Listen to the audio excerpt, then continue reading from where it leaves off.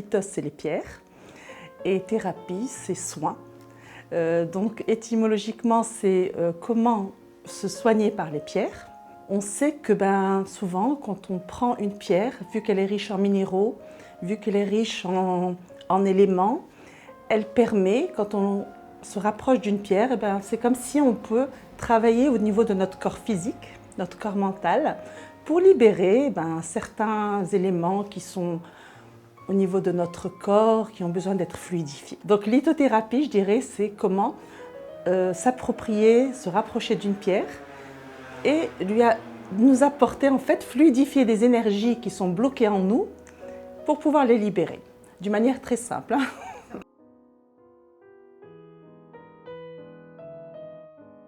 Il existe un centre où effectivement il y a des formations, entre autres le centre Souhail, qui organise des formations pour devenir lithothérapeute.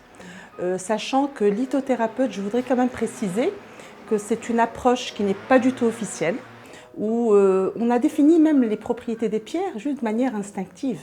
Mais c'est juste que de manière très instinctive, on s'est rendu compte que certaines pierres ont énormément de propriétés. Et au fur et à mesure, s'approprier des propriétés des pierres n'empêche pas, bien sûr, la médecine classique et la médecine traditionnelle normale. Alors, c'est une formation qui dure entre 2 et 4 jours.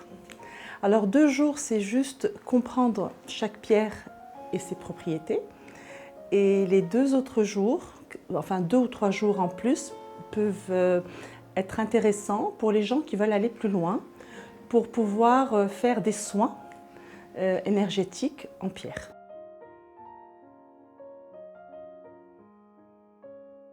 Les pierres, en fait, ont des vibrations. Ces vibrations vont être, en fait, chaque pierre va avoir une certaine vibration dans la mesure où ils contiennent des minéraux. Et ces vibrations vont interférer avec notre état émotionnel. Et donc, en fonction du besoin, on aura besoin de certaines pierres ou pas. Je peux donner un exemple, par exemple. Je vais prendre l'exemple de lapis lazuli. Lapis lazuli, donc c'est une pierre bleue. C'est une pierre qui va intervenir pour les personnes en fait, qui sont anxieux, angoissées, parce qu'elle va agir au niveau du système nerveux et elle va calmer le système nerveux central. Donc, elle va permettre de réduire l'anxiété, ou du moins, ce n'est pas la pierre qui va changer la problématique de la personne, mais elle va changer sa perception. Et ça, c'est très, très important.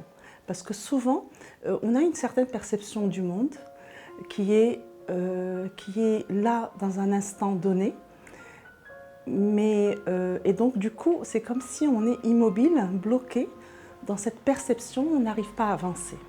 L'idée, c'est de pouvoir changer la perception de la personne par rapport à une difficulté ou une problématique donnée. Voilà.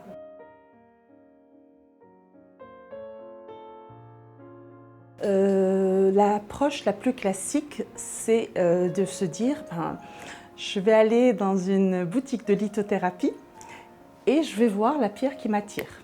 Alors, effectivement, souvent on le dit, quand une pierre nous attire, c'est qu'on en a besoin.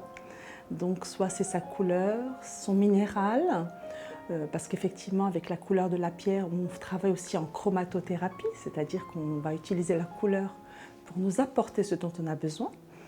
Ou bien, donc effectivement, cette pierre va nous apporter, on sait qu'on en a besoin, à un moment donné, à l'instant T.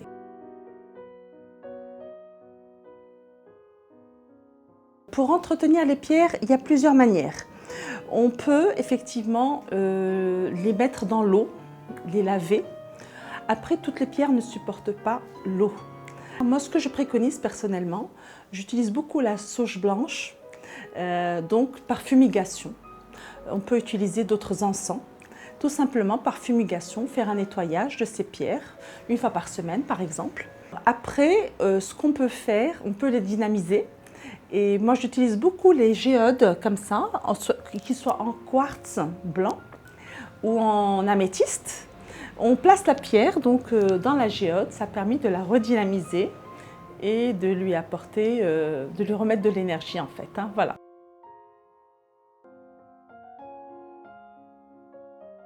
J'aime beaucoup les pierres brutes et les pierres roulées parce que c'est une manière de se familiariser avec la pierre et de rentrer en contact avec la pierre.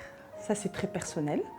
Alors après, il y a plusieurs portes d'entrée. Il y en a qui vont en fait prendre un objet pour sa beauté dans la mesure où, par exemple, ça va être un pendentif parce que ils aiment bien sans toujours porter l'attention sur la pierre et ce qu'elle va apporter. C'est déjà une bonne approche parce qu'ils se font plaisir esthétiquement, mais en même temps, ils rentrent dans leur univers, le monde de la pierre. Voilà.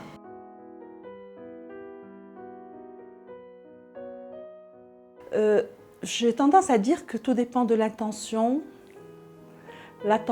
qu'on y porte. Et personnellement, quand on achète des pierres brutes et que souvent on va se lever le matin et ressentir quelle pierre on aurait besoin de porter avec nous, qu'on peut mettre dans notre poche. Et donc c'est une manière de faire un choix par rapport aux pierres, sachant que toutes les pierres qu'on aura dans notre pièce, déjà vont travailler avec nous dans la mesure où on s'est approprié ces pierres-là. Voilà. Alors après, on peut tous les poser et les garder dans cette pièce-là, et puis en même temps, dire cette pierre, je voudrais bien que tu m'accompagnes, par exemple. Et à ce moment-là, peut-être qu'on ne la portera pas forcément, parce que on n'a pas de possibilité. Mais vu qu'elle nous appartient, elle travaille, elle fonctionne dans notre univers.